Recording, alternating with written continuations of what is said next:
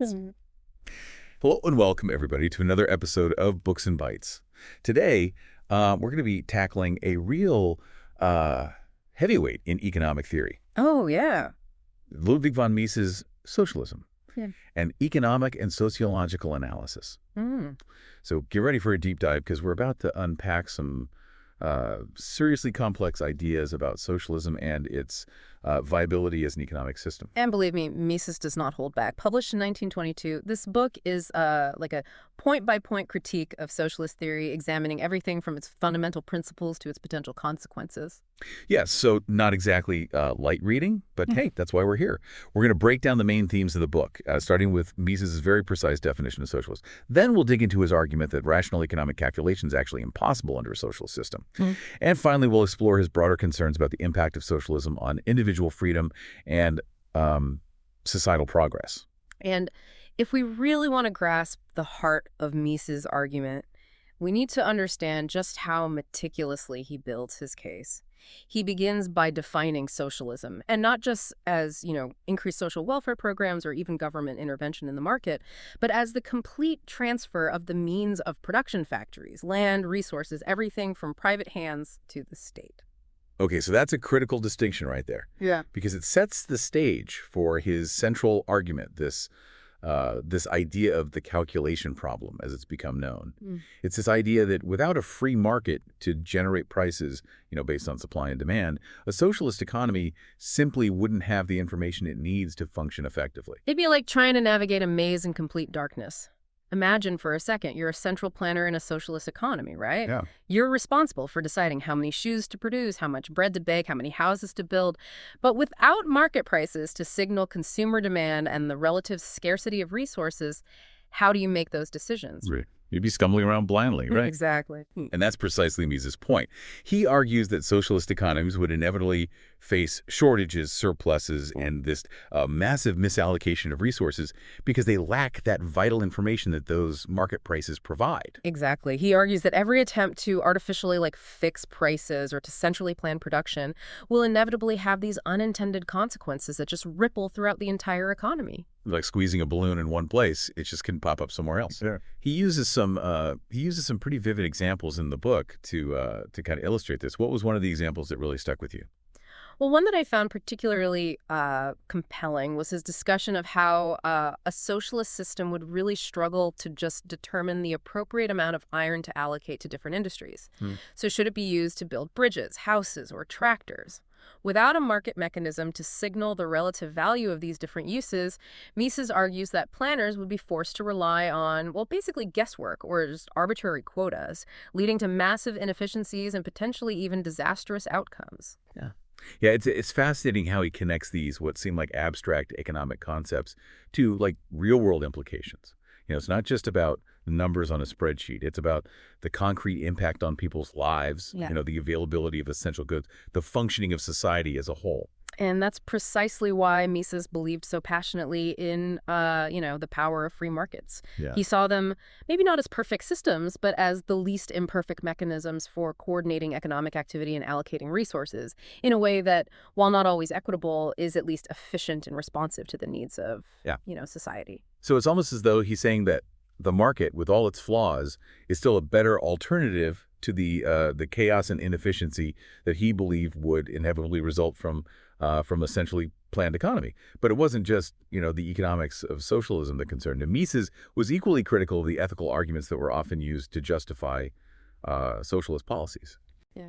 Yes, and one of the most common arguments he tackles is this idea that capitalism is inherently exploitative, that capitalists, by owning the means of production, are able to unfairly extract surplus value from the labor of workers.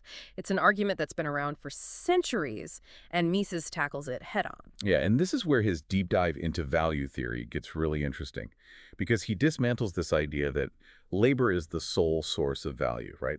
He points out that many other factors contribute to the value of goods and services, such as land, capital, technology, and even entrepreneurial skill. Precisely. He argues that profits aren't simply a result of exploitation, but they're the rewards that entrepreneurs earn for taking risks, for innovating, and for successfully meeting consumer demand. He even goes so far as to say that it's actually the entrepreneurs who are the real engines of progress in a capitalist system.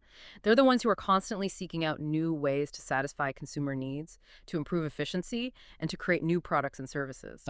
I know. So he's kind of flipping the script on that traditional socialist narrative, right? And instead of portraying capitalists as these villains, he's arguing that they play a vital role in driving economic growth and ultimately, improving living standards for everyone. Exactly.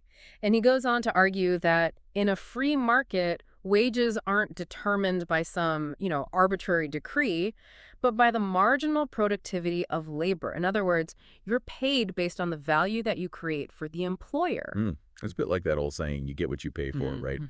If you're a highly skilled worker who's adding a lot of value to the company, you're going to command a higher wage than someone who's, less skilled or less productive. Exactly. And Mises believed that this system of wage determination was inherently fair because it rewarded individual effort, skill, and productivity.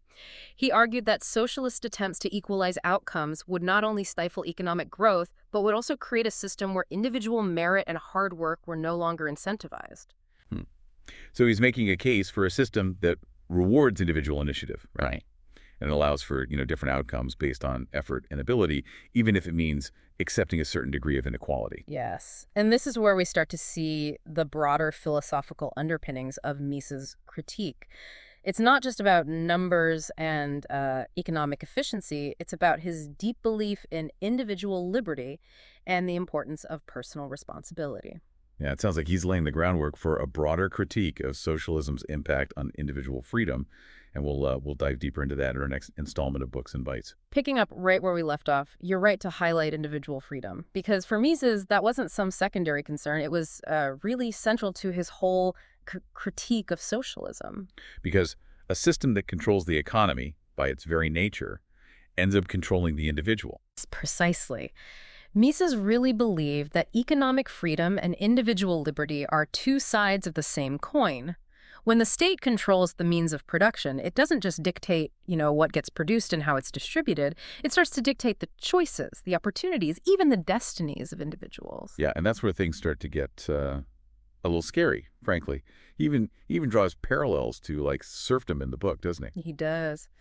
Mises argues that under a truly socialist system, where all means of production are owned by the state, individuals would essentially become, well, beholden to the state for their very livelihood. They'd be assigned jobs, given quotas to meet, and their entire lives would, essentially revolve around fulfilling the dictates of that central plan. It's a far cry from the kind of utopian vision that a lot of socialist thinkers put forward, isn't it? Exactly. And that's precisely Mises' point, right? He's trying to pierce through that kind of idealistic rhetoric and expose what he sees as the dangerous reality of a system that concentrates so much power in the hands of the state. He believed that such a system would inevitably lead to, a stifling of individual creativity, a suppression of dissent, and ultimately a decline in the very spirit of human progress. So for Mises, it wasn't just about the potential for economic inefficiency. It was about the potential for, well, tyranny. Absolutely. He saw a very clear link between economic control and political control. He believed that if you give the state the power to control the economy, you're essentially giving it the power to control, well, every aspect of people's lives, really. Yeah. It's a chilling thought, and one that, I don't know, resonates even more strongly maybe in our current age of, surveillance capitalism and all this data collection that's going on. But even setting aside those concerns for a moment, Mises had other reasons for doubting the long-term viability of a socialist system. Didn't he also argue that, practically speaking, socialism would ultimately lead to a decline in innovation and productivity? He did. And this goes back to his earlier point about the importance of individual incentives. Mises argued that a system of private property and free markets, while again, certainly not without its flaws, at least provides this strong incentive for individuals to work hard, to innovate, and to take risks in the pursuit of profit. Because if you succeed, you reap the rewards. Mm-hmm. But if you fail, well, you bear the consequences. It's that element of risk and reward that, at least according to Mises, really drives innovation forward. Right. He believed that without that kind of driving force, without the possibility of personal gain, individuals would be, well, less likely to put in the extra effort, to to come up with new ideas, to really push the boundaries of what's possible. He argued that a socialist system, with its emphasis on, equality of outcome and its guarantee of a certain standard of living, regardless of individual effort, would inevitably lead to kind of a culture of mediocrity where people are, content to simply meet the minimum requirements rather than striving for excellence. It's like the difference between running a race where everyone gets the same prize at the end, regardless who comes in first, versus a race where there's a clear winner and the rewards are, commensurate with the effort that you put in. Well, exactly. And Mises argued that this isn't just a matter of, economic efficiency. It's a matter of human nature. He believed that humans are naturally driven by this desire to improve their lot, to achieve, to create, to kind of, leave their mark on the world. And he feared that a socialist system would, in a way, stifle these natural impulses, leading to a society that's, well, stagnant, uninspired, and ultimately less fulfilling for the individuals who live in it. It's a bleak picture, I have to say, but it's one that Mises paints with remarkable clarity and conviction. He doesn't shy away from these kind of darker aspects of his argument, and he certainly doesn't he doesn't sugarcoat his assessment of human nature. But for all his criticisms of socialism, I don't get the sense that Mises was like a dyed-in-the-wool pessimist. He still believed in the possibility of progress, right, and the power of human ingenuity to make things better. Right. But he believed that progress, that ingenuity, could only really flourish in an environment that valued individual freedom, that recognized the importance of private property, and that allowed the forces of the market to operate with a, minimal amount of interference. He wasn't arguing for some kind of, dog-eat-dog world with no safety net or any kind of social support. Right, because he does acknowledge that there is a role for the state in, providing certain essential services and in, helping those who are truly in need. Right, exactly. But he believed that these functions, these roles of the state, should be carried out in a way that doesn't stifle the dynamism of the market or undermine these fundamental principles of individual liberty and personal responsibility.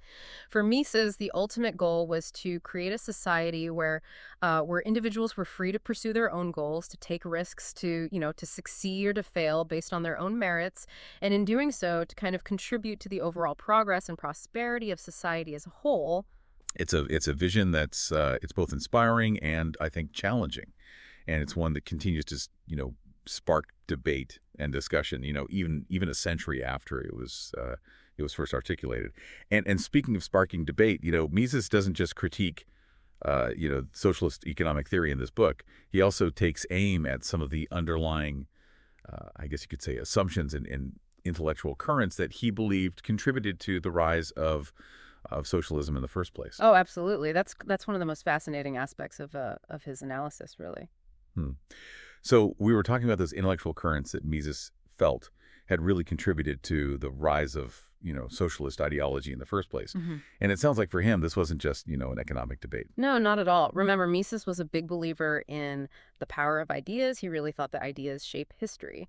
And in socialism, he spends quite a bit of time kind of tracing the intellectual lineage of socialist thought, connecting it to what he saw as these broader philosophical trends of his time. Can you give us an example? What's one of those intellectual trends that he takes issue with? Well, one that really stands out is his critique of what he calls, and this is a mouthful, polylogism.